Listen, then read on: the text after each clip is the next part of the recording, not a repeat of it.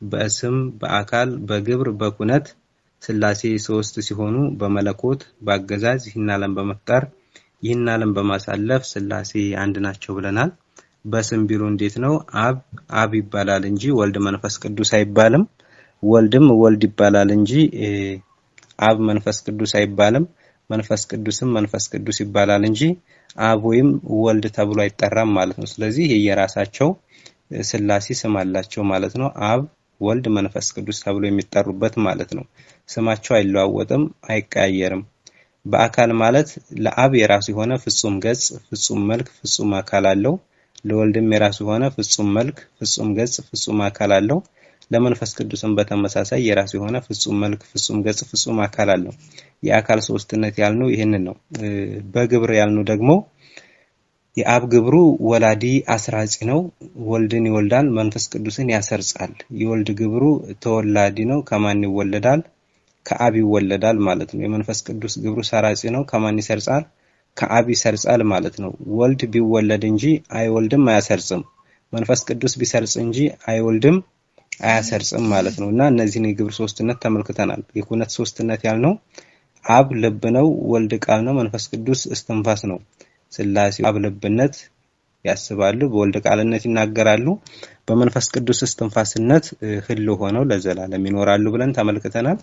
በመለኮት የምንለው እንግዲህ እግዚአብሔር አምላካችን ይህንን ዓለም ካለመኖር ወደ መኖር አምጥቶ ፈጥሯል።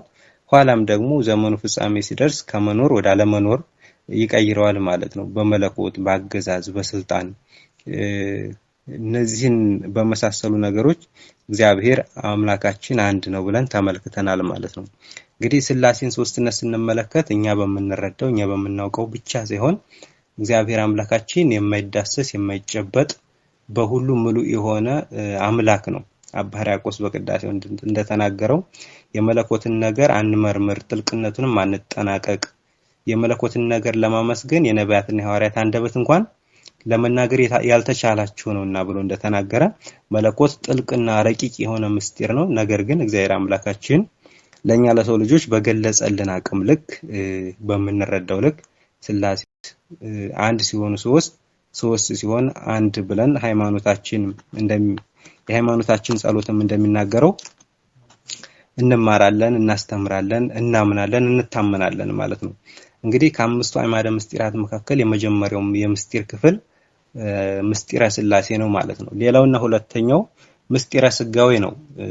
አበው ሲያስተምሩ ምስጢረ ስላሴና ምስጢረ ስጋዌን የሰው ልጅ በእምነት ብቻ የሚቀበለው ነው።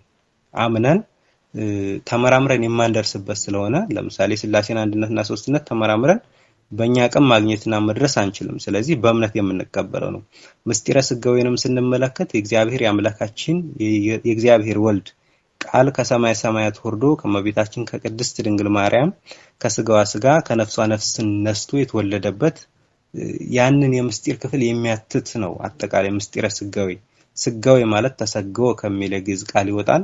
ያ ማለት ስጋ ሆነ፣ ሰው ሆነ ማለት ነው። ስጋ ሆነ ማለት ረቂቅ መለኮት የስጋን ባህሪ ገንዘቡ አድርጎ ሰው ሆነ፣ ስጋ ለበሰ፣ ከመቤታችን ከቅድስት ድንግል ማርያም ከስጋዋ ስጋ ከነፍሷ ነፍስ ነስቶ ተዋሃደ ማለት ነውና እነዚህ ተቀበላችሁ ሲሆኑ ምስጢረ ጥምቀት፣ ምስጢረ ቁርባንና ምስጢረ ትንሣኤ ሙታን ደግሞ በተግባር የምናገኛቸው ናቸው። ለምሳሌ ምስጢረ ጥምቀት ዘአምነ ወዘተጠምቀ ይድህን ወዘሰኢ አምነ ይደየን ተብሎ እንደተነገረ ያመነ የተጠመቀ ይድናል፣ ያላመነ ያልተጠመቀ ግን ይፈረድበታል ተብሎ እንደተናገረ እኔና እናንተ በ40 በ80ችን ወንድ ልጅ በ40 ቀኑ ሴት ልጅ በ80 ቀኗ ክርስትና ተነስተን የስላሴ ልጅነት የምናገኝበት ምስጢር ነው ማለት ነው። ስለዚህ ይሄን በተግባር እንፈጽመዋለን ማለት ነው። ምስጢረ ቁርባን የምንለው ልክ ከተጠመቅን በኋላ ስጋውን ደሙን የምንቀበለው፣ ስጋዬን የበላ ደሜን የጠጣ የዘላለም ሕይወት አለው፣ ስጋዬን ያልበላ ደሜን ያልጠጣ የዘላለም ሕይወት የለውም ተብሎ እንደተነገረ ስጋውን ደሙን እንቀበላለን ማለት ነው።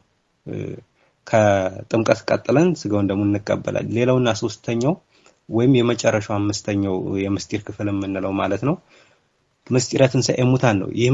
ይሄ የምስጢር ክፍል ክብር ይግባውና ጌታችን አምላካችን መድኃኒታችን ኢየሱስ ክርስቶስ መጀመሪያ መጥቶ ከድንግል ማርያም ተወልዶ የሰው ልጅ ከጠፋበት አዘቅት ወደ ቀደመ ልዕልና ወደ ቀደመ ክብሩ መልሶታል። ከዚያ በኋላ ግን ዳግም ክርስቶስ ወደዚህ ምድር ይመጣል። ዳግም ምጽአቱን የምናምንበት ማለት ነው። ክርስቶስ ዳግም ወደዚህ ምድር ሲመጣ የሰው ልጅ ሁሉ ለክብርና ትንሣኤ ዘለክብርና ትንሣኤ ዘለሐሳር ለሚባል ለሁለት ፍርድ ይነሳል። ግማሹ ሊፈረድለት ግማሹ ሊፈረድበት በቀኙ ያሉትን በጎቹን ጻድቃኑን ቅዱሳኑን ሊፈርድላቸው በግራው ያሉትን ደግሞ ሊፈርድባቸው ክርስቶስ ዳግም ወደዚህ ምድር ይመጣል። ስለዛ ምስጢር የምንማማረው ነው። ስለዚህ ይህ ምስጢር ገና ወደፊት የሚፈጸም በሂደት ላይ ያለ የምስጢር ክፍል ነው ማለት ነው።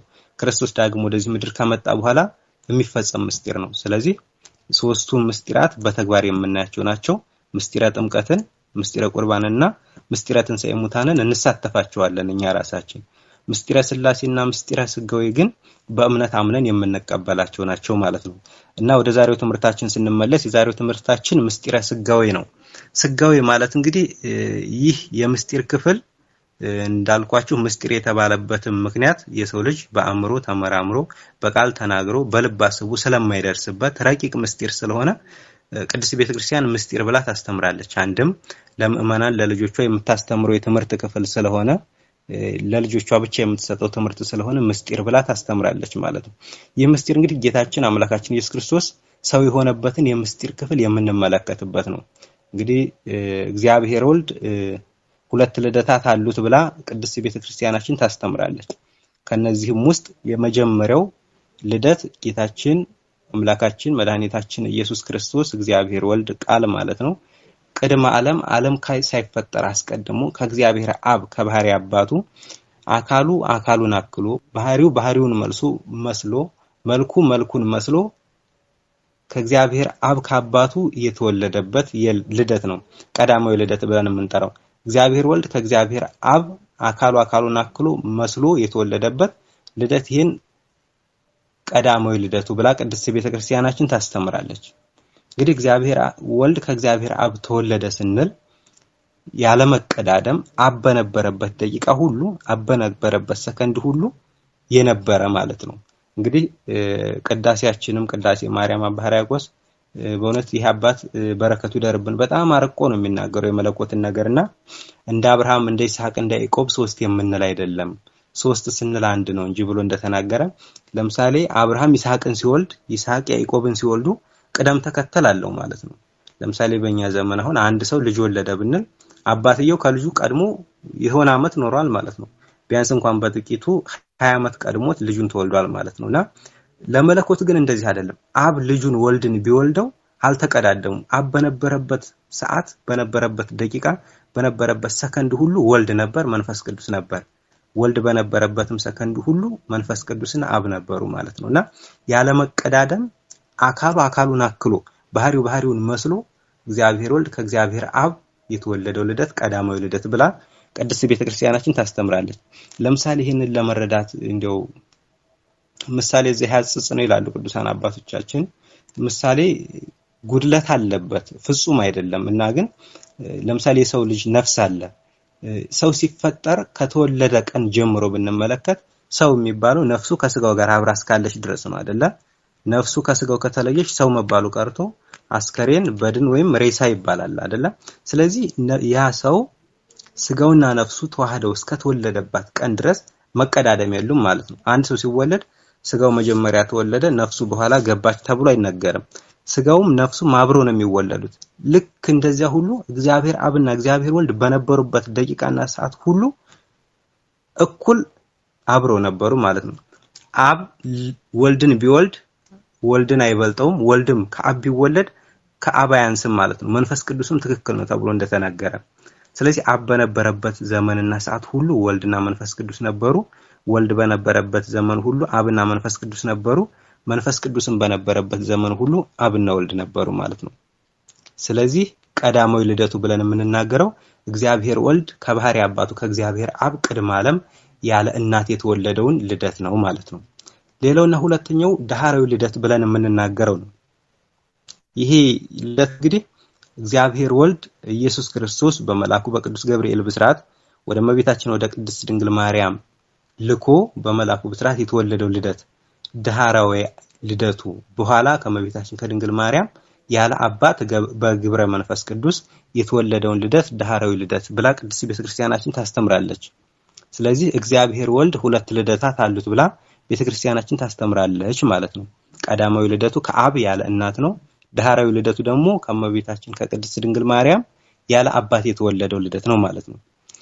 እንግዲህ ዳህራዊ ልደቱን ስንመለከት ጌታችን መድኃኒታችን ኢየሱስ ክርስቶስ እንደ እንግዳ ደራሽ እንደ ውሃ ፈሳሽ ድንገት መጥቶ አይደለም የተወለደው። በብዙ በቅዱሳን በነቢያት አባቶቻችን ትንቢት ሲነገር ኖሮ ኋላም መልአኩ ቅዱስ ገብርኤል ልኮ የእመቤታችንን ፈቃድ ጠይቆ ነው። ዝም ብሎ መጥቶ አልተወለደም። ግን ያንን ከመመልከታችን በፊት እግዚአብሔር ወልድ ከእመቤታችን ከቅድስት ድንግል ማርያም መወለድ ለምን አስፈለገው? ሰው መሆን ስለምን አስፈለገው የሚለውን መመልከት ተገቢ ነው። እንግዲህ ምስጢረ ስጋዌን ስንመለከት ስጋዌ ማለት ሰው መሆን ነው ብያችኋለሁ። የእግዚአብሔር ሰው መሆን እግዚአብሔር ቃል እንግዲህ አምላክ እንዴት ሰው ይሆናል ለሚሉ ወገኖቻችንም ምላሽ ታገኙ ዘንድ በደንብ እንድትሰሙኝ ከዚሁ ጋር ተይዞ ነገራችኋለሁ። ለምሳሌ ፈጣሪ አይወልድም አይወለድም ብለው የሚናገሩ የእስማኤል ወገኖቻችን አሉ። ለነዚህ ወገኖቻችን ግን የመጀመሪያው አዳም ሰው የሰው ልጅ አትብላ የተባለውን ዕፀ በለስ በልቶ ተሳስቶ ነበር። ሕግና ትእዛዙን አፍርሶ ከገነት ተባሮ ነበር። ይችን ዕፀ በለስ እንዳትበላ በበላህ ቀን የሞትን ትሞታለህ ተብሎ ፍርድና ሕግ ተቀምጦለት ነበር። ታዲያ የሰው ልጅ የተቀመጠለትን ትእዛዝ በመተላለፍ ያችን ዕፀ በለስ በላ። በዚህ ሰዓት ከበላ ትሞታለህ ተብሎ ስለነበረ የሰው ልጅ እግዚአብሔር አምላካችን ደግሞ የተናገረው አይሻርም። ሰማይ ወምድር ያልፉ ቃሌ ይያልፍ ብሎ የተናገረ አምላክ ነው። ሰማይና ምድር ያልፋሉ ቃሌ ግን አያልፉም ብሎ ተናግሯል እግዚአብሔር አምላካችን። ስለዚህ እግዚአብሔር የተናገረው ስለማይሻር የሰው ልጅ ያን ዕፀ በለስን ሲበላ በሞት ስለነበረበት ከገነት አስወጣው። በባህሪው ላይ ሞት ገባ። በባህሪው ሞት ሰለጠነበት፣ ጎሰቆለ፣ ባህሪው ጎሰቆለ፣ ከገነት ወጣ። እግዚአብሔርን ያህል ጌታ ገነትን ያህል ቦታ እንዲሏበው ተባረረ ከገነት። ነገር ግን እግዚአብሔር አምላካችን ጨካኝ አምላክም ደግሞ አልነበረም። ያንን የፈረደበትን የሰው ልጅ ሞቱን ሞቶ ወደ ቀደመ ክብሩ የሚመልሰው ሌላ አካል ያስፈልገው ነበር ለሰው ማለት ነው። ስለዚህ ማን ያደነው የሰው ልጅ? ሰው ያደነው እንዳይባል የመጀመሪያው ሰው አዳምና ሔዋን ናቸው። እነሱም ዕፀ በለስን በልተው ተሳስተዋል፣ ከገነት ተባረዋል። ስለዚህ ወደ ቀደመ ክብራቸው ሊመልሳቸው የሚችል ሌላ አካል ያስፈልጋል ማለት ነው። መላእክት ይሞቱላቸው እንዳይባል መላእክት እንደናንተ ስጋ ለባሾች አይደሉም። ደግሞ ዕፀ በለስን በልተው የተሳሳቱት እነሱ አይደሉም። እንስሳት ይሞቱለትም እንዳይባል እንስሳት በባህሪያቸው እንደምታውቋቸው በፈቃዳቸው የሚሰው አይደሉም። ሰው ይዞ ካላረዳቸው ሰው ይዞ ካልሰዋቸው መስዋዕት መሆን አይችሉም። ደግሞ ዕፀ በለስን የበሉትም እነሱ አይደሉም። ሕግና ትእዛዝ የተሰጣቸው ለነሱ አይደለም። ነፃ ፈቃድ አዋቂ ልብ ለባዊት ልብ የተሰጣቸውም ለእንስሳት አይደለም ለሰው ልጅ ነው። ስለዚህ የሰው ልጅ ሞት የሚሞትለት ሌላ አካል ያስፈልግ ነበር ማለት ነው የእግዚአብሔር ቤተሰቦች። ይህንን የሰው ልጅ ሞት ሊሞትለት የሚችል ከእግዚአብሔር ውጪ ሌላ አካል አልነበረም። ስለዚህ ምን አለ እግዚአብሔር አምላካችን? መጀመሪያ ፈርዶበታል፣ መሞት አለበት። ምክንያቱም ከበላህ ትሞታለህ ስለተባለ ደግሞ እንደሞተ መቅረት የለበትም እግዚአብሔር ቸርና ይቅር ባይ አምላክ ስለሆነ።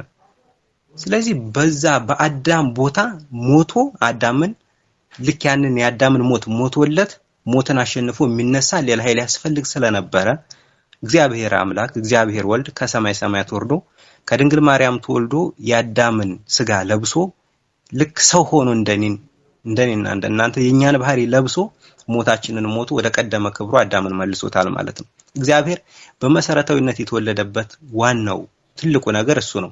አዳም የሞተውን ሞት ሞቶ ዋጋ ይከፍልለት ዘንድ ይክስለት ዘንድ ነው ለቤዛ ሞቶ በሞቱ ከራሱ ጋር ያስታረቀን።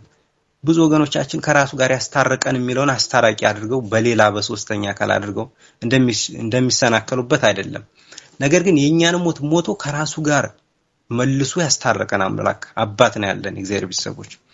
ስለዚህ የሰው ልጅ ዕፀ በለስን በላ ተሳሳተ። ያንን የሰው ልጅ ሞት ሊሞትለት እግዚአብሔር አምላካችን የግድ ሰው መሆን ነበረበት። አዳም ሱባኤ ገባ። በገባው ሱባኤ መሰረት ባንተ ደም ባንተ ጸሎት ባንተ ምጽዋት ገነትን ዳግም ልታገኛት አትችልም። ነገር ግን ከ5500 ዘመን በኋላ ከሌልጅህ ከዳዊት ዘር ተወልጄ አድንሃለሁ ብሎ ቃል ኪዳን ገባለት። ሐዋርያው ቅዱስ ጳውሎስ እንደተናገረው የዘመኑ ፍጻሜ በደረሰ ጊዜ ከሴት የተወለደውም ከሕግ በታች የሆነው ልጁን ላከ ብሎ በገላትያ 4:4 ላይ እንደተናገረ እግዚአብሔር ወልድ የዘመኑ ፍጻሜ ሲደርስ 5500 ዘመን ሲፈጸም ከመቤታችን ከቅድስት ድንግል ማርያም ይወለድ ዘንድ መልአኩ ቅዱስ ገብርኤልን ወደ ድንግል ማርያም ላከ። ቅዱስ ገብርኤል መጥቶ እንግዲህ ነብይ እግዚአብሔር ቅዱስ ኢሳይያስ ይናገራል። ምዕራፍ 1 ከቁጥር 9 ላይ የሰራዊት ጌታ እግዚአብሔር ዘርን ባያስቀርልን ኖሮ እንደ ሰዶም በሆነን እንደ ገሞራ በመሰልን ነበር። እንግዲህ ልብ በሉ እግዚአብሔር ቢሰውይ ዘርን ባያስቀርልን ኖሮ ተብላ የተነገረላት እመቤታችን ንጽሕት ቅድስት ድንግል ማርያም ናት። እመቤታችን ድንግል ማርያምን ባያስቀርልን ከፍጥረት ዓለም መርጦ ባያስቀርልን ኖሮ እንደ ሰዶምና እንደ ገሞራ በጠፋን ነበር። ነብዩ እግዚአብሔር ቅዱስ ኢሳይያስ ይናገራል። የብንሳው ኤጲስቆጶስ ሲናገርም እንደዚህ ይላል አባ ሕርያቆስ እግዚአብሔር አብ በሰማይ ሆኖ ምስራቅና ምዕራቡን ሰሜንና ደቡቡን ዳርቻውን ሁሉ ተመለከተ፣ ተነፈሰ፣ አሻተተ፣ ያንቺን መዓዛ ወደደ፣ ደምግባትሽንም ወደደ፣ የሚወደውንም ልጁን ወደ አንቺ ሰደደ ብሎ ይናገራል። እግዚአብሔር አብ ሰማይ ሆኖ ዓለምን ሁሉ ሲመለከት እንደመቤታችን ያለች ፍጡር ንጽሕት ቅድስት ሆነ የተገኘች ፍጥረት አላገኘም ነበርና ያንቺን መዓዛሽን ወደደ፣ ደምግባትሽን ወደደ፣ የሚወደውንም ልጁን ወደ አንቺ ሰደደ ብሎ ተነገረ። ቅዱስ ኢሳይያስ ምዕራፍ 7 ከቁጥር 14 ላይ እንደዚህ ይላል። ጌታ ራሱ ምልክትን ይሰጣቸዋል ይላል። ኢሳይያስ የነበረበት ዘመን እንግዲህ ጌታችን ኢየሱስ ክርስቶስ ከመወለዱ ከብዙ ዓመት አስቀድሞ ከ700 ዓመት ቀድሞ ነበር የነበረውና ይህ ነብይ ምን ይላል? የዘመኑ ፍጻሜ ሲደርስ ነው ጌታ ራሱ ምልክትን ይሰጣቸዋል፣ እነሆ ድንግል በድንግልና ጸንሳ በድንግልና ትወልዳለች፣ ስሙንም አማኑኤል ብላ ትጠራዋለች፣ ትርጓሜውም እግዚአብሔር ከኛ ጋር ሆነ ማለት ነው ብሎ ይናገራል። እንግዲህ ድንግል በድንግልና ጸንሳ በድንግልና ትወልደዋለች ተብሎ የተነገረው ትወልደዋለች ነው ያለው እና በጣም በሚገርም ሁኔታ አባቶቻችን ይህን ነብይ ደረቅ ሐዲስ ይሉታል። ምክንያቱም ትንቢት ነው እንግዲህ ገና ወደፊት ስለሚሆነው ነገር ነው የሚናገረው። ነገር ግን በዛ እሱ ባለበት ዘመን እንደተደረገ አድርጎ የሚናገር ነብይ ነው። በትንቢተ ኢሳይያስ ምዕራፍ 9 ቁጥር 6 ላይ የሚናገረው አንድ ቃል አለ። እነሆ ሕፃን ተወልዶልናል ይላል፣ ወንድ ልጅም ተሰጥቶናል፣ አለቅነቱም በጫንቃው ላይ ይሆናል፣ ስሙም ድንቅ መካር፣ ኃያል አምላክ፣ የዘላለም አባት፣ የሰላም አለቃ ተብሎ ይጠራል ይላል። እንግዲህ ልብ በሉ እግዚአብሔር ቤተሰቦች ገና ከ700 ዓመት በፊት ነው ክርስቶስ ከመወለዱ ከ700 ዓመት አስቀድሞ የነበረ ነብይ ነው ይሄን የሚናገረው። በጣም በሚገርም ሁኔታ ተወልዶልናል ነው ያለው። ሊወለድልን ይችላል እንኳን አይደለም ያለው፣ ወንድ ልጅ ተወልዶልናል፣ አለቅነቱም በጫንቃው ላይ ይሆናል፣ ስሙም ድንቅ መካር፣ ኃያል አምላክ፣ የዘላለም አባት፣ የሰላም አለቃ ተብሎ ይጠራል ተብሎ የተነገረለት ይህን እግዚአብሔር አምላካችን እግዚአብሔር ወልድን መልአኩ ቅዱስ ገብርኤል ወደ እመቤታችን ወደ ቅድስት ድንግል ማርያም መጣ፣ አበሰራት። እመቤታችን ይህ ነገር እንዴት ሊሆንልኝ ይችላል? እኔ ወንድ ስለማላውቅ ይህ ነገር ሊሆን አይችልም ማለት ይወድ ስዋ ላይ እንደምናገኘው ማለት ነው። የጸሎታችን ክፍል ላይ በደንብ አስተውላችሁት ከሆነ እኔ ወንድ እንዘያምር ብሲ እፎን ከወነን እንዘያምር ብሲ ወንድ ስለማላውቅ ይህ ነገር እንዴት ሊሆንልኝ ይችላል አለችው። መልአኩ ቅዱስ ገብርኤል እነሆ የ90 ዓመት በጣም ያረጀች አክስትሽን ኤልሳቤጥን እንኳን ተመልከቻት፣ እሷ እንኳን ከጸነሰች 6 ወር ሆናታል። መጥምቀ መለኮት ቅዱስ ዮሐንስን ጸንሳ ስለነበር ማለት ነው። 6 ወር ሆናት አክስትሽን ኤልሳቤጥን እንኳን አትመለከችምን? እነሆ ለእግዚአብሔር የሚሳነው ነገር የለምና ሁሉን ማድረግ ይችላል ባላት ጊዜ እመቤታችን ድንግል ማርያም እንግዲህ ካልክ እነሆ እኔ የጌታ ባሪያው የጌታ አገልጋዩ ነኝና እንደ ቃልህ እንዳልከው ይሁንልኝ ይደረግልኝ ብላ የመልአኩ ቅዱስ ገብርኤልን የብስራት ዜና ተቀበለች ማለት ነው። በዚህ ቅጽበት እግዚአብሔር ወልድ ከስጋዋ ስጋ ከነፍሷ ነፍስ ነስቶ ተዋሃደ፣ ተጸነሰ ማለት ነው። ተጸነሰ። ስለዚህ እግዚአብሔር ያምላካችን ሰው መሆን ከዚህ ይጀምራል ማለት ነው።